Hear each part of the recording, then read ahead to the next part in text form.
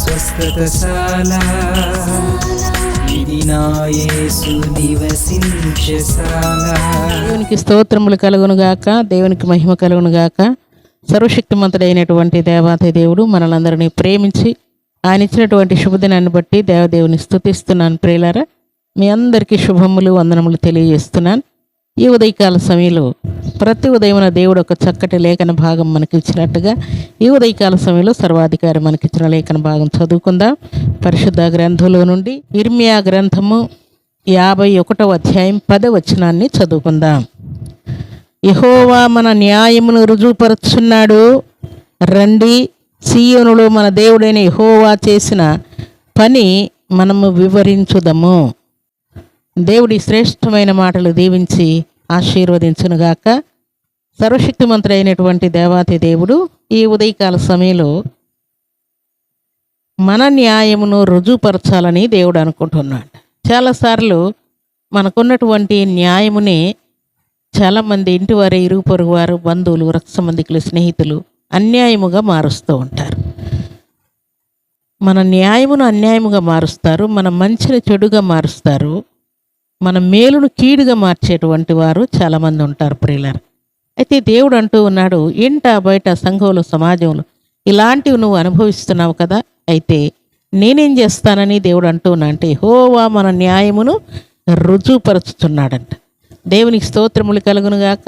దేవుని సన్నిధిలో చేరినటువంటి మనందరి జీవితాల్లో ఎన్నెన్ని అవమానాలు, ఎన్నెన్ని అన్యాయపు తీర్పులు మన మీదకి వస్తున్నాయో, చెయ్యని నేరములు మన మీద మోపడుతున్నాయో, చెయ్యనటువంటి పొరపాట్లు మనం చేసినట్లుగా రుజువు అవుతున్నాయో, వాటన్నిటినీ దేవుడు ఏం చేస్తానని సెలవిస్తూ ఉన్నాడు. యెహోవా మన న్యాయమును రుజువుపరచుచున్నాడు అంటూ ఉన్నాడు. రండి సీయోనులో మన దేవుడైన యెహోవా చేసిన పని మనము వివరించుదము. వారి జీవితాల్లో దేవుడు ఘనకార్యం చేశాడు ప్రియులారా. చాలా విషయాల్లో వారికి అన్యాయాలు జరుగుతూ ఉంటే, అక్రమాలు జరుగుతూ ఉంటే, మోసాలు జరుగుతూ ఉంటే, వీటన్నిటినీ దేవుని సన్నిధిలో వారు వివరించిన తర్వాత దేవుడు చేసినటువంటి కార్యం ఏంటంటే యెహోవా చేసినటువంటి పని మనము వివరించుదాం. మన దేవుడిని యెహోవా చేసినటువంటి పనిని వివరించుదామని ఎలాగ చెప్తూ ఉన్నారో అలాగూ ప్రభు సన్నిధిలో చేరినటువంటి మనందరి జీవితాల్లో కూడా మన పక్షముగా దేవుడు ఉన్నాడని, న్యాయము తీర్చగల సమర్థుడని రుజువునట్లుగా దేవుడు మన న్యాయమును రుజువుపరచబోతూ ఉన్నాడు. దేవునికి స్తోత్రములు కలుగునుగాక. సర్వశక్తిమంతుడు అయినటువంటి దేవాతి దేవుడు మనకు న్యాయము తీర్చబోతూ ఉన్నాడు. ఆయన న్యాయము తీర్చిన తర్వాత మనుషులందరూ కూడా ఆశ్చర్యపోనట్టుగా దేవుడు ఘనకార్యం చేయబోతున్నాడు ప్రియులారా.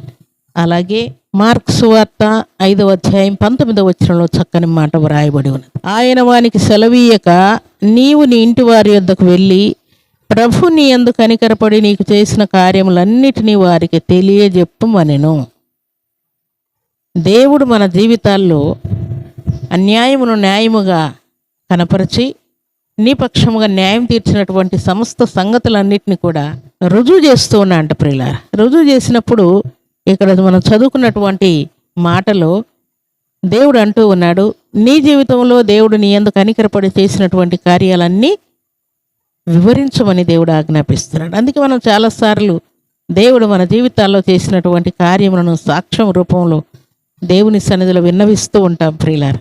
అలాగున ఒకవేళ నీవు కూడా నీ జీవితంలో దేవుడు న్యాయమును కనపరిచినటువంటి సంగతిని, రుజువు చేసినటువంటి సంగతిని జనుల ఎదుట సాక్ష్యం పలకకుండా, దేవుని సన్నిధిలో సాక్ష్యం పలకకుండా నిర్లక్ష్యం చేసావేమో, అలాంటివన్నీ కూడా నువ్వు ప్రయాణం చేసినప్పుడు, లేక నీ ఇంట ఉన్నప్పుడు, పొలం వెళ్ళినప్పుడు, ఆఫీసులో ఉన్నప్పుడు, బిజినెస్లో ఉన్నప్పుడు దేవుడు నీకు చేసినటువంటి న్యాయమైనటువంటి కార్యాలన్నింటినీ కూడా నువ్వు వివరించాలని ఉదయకాల సమయంలో దేవుడు నీతో మాట్లాడుతున్నాడు. దేవుని స్తోత్రములు కలుగునుగాక. సర్వశక్తిమంతుడు అయినటువంటి దేవాతి దేవుడు సెలవిచ్చిన మాట ప్రకారం ఈ ఉదయకాల సమయంలో దేవుడు నీ పక్షముగా న్యాయం తీర్చబోతున్నాడు. ఇంకా నీ జీవితంలో ఏదైనా అన్యాయం జరుగుతూ ఉంటే దేవుడు నీ న్యాయమును రుజువు చేయబోతూ ఉన్నాడు. న్యాయమైనటువంటి తీర్పులు నీ జీవితంలో దేవుడు చేయబోతూ ఉన్నాడు. ప్రియులు, దేవుని సన్నిధిలో సంతోషముగా నువ్వు దేవుణ్ణి మహిమపరచునట్లుగా దేవుడు మహిమ కార్యములు చేయబోతున్నాడు. దేవుని స్తోత్రములు కలుగునుగాక. ఈలాగున ఈ ఉదయకాల సమయంలో సర్వాధికారి నీ జీవితంలో న్యాయమైనటువంటి తీర్పులను చేసి నిన్ను ఘనపరచాలని, హెచ్చించాలని, నీకు ఆయుష్ను ఆయురారోగ్యమును ఇవ్వాలని, అన్ని విషయాలను తల ఎత్తుకొని తిరగాలని పరిశుద్ధాత్మ దేవుడు కోరుకుంటూ ఉన్నాడు. అలాంటి కృపా భాగ్యం సర్వశక్తిమంతుడు అయినటువంటి దేవాతి దేవుడు సర్వసమృద్ధిగా మనందరికీ అనుగ్రహించి ఆశీర్వదించును గాక. ఆమేన్. ప్రార్థన చేసుకుందాం.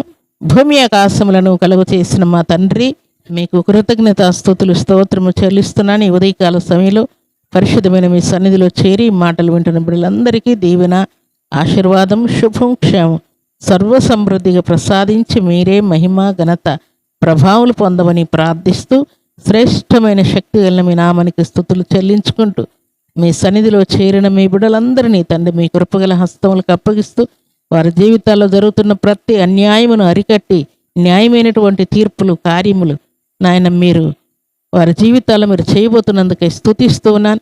ఎలాగున తండ్రి వారి కొరతల, అవసరతలు, అక్కరలు తీర్చి వ్యాధి బాధలు కొట్టివేసి అద్భుతమైన మీ దీవెన ఆశీర్వాదాలు సమృద్ధిగా మీ బిడ్డలకు అనుగ్రహించి ఈ దినం బర్త్డేలు, మ్యారేజ్లు జరుపుకున్న బిడ్డలకును దీవెన దయచేయమని, ఈ ఉదయకాల దీవెనల ఆశీర్వాదం సర్వ సమృద్ధిగా ప్రతి బిడ్డకిచ్చి మీరే మహిమ, ఘనత, ప్రభావాలు పొందమని దీవించమని యేసుక్రీస్తు అతి పరిశుద్ధమైన నామములు స్తుతించి ప్రార్థించి అడిగి వేడుకుంటున్నాము తండ్రి. ఆమేన్.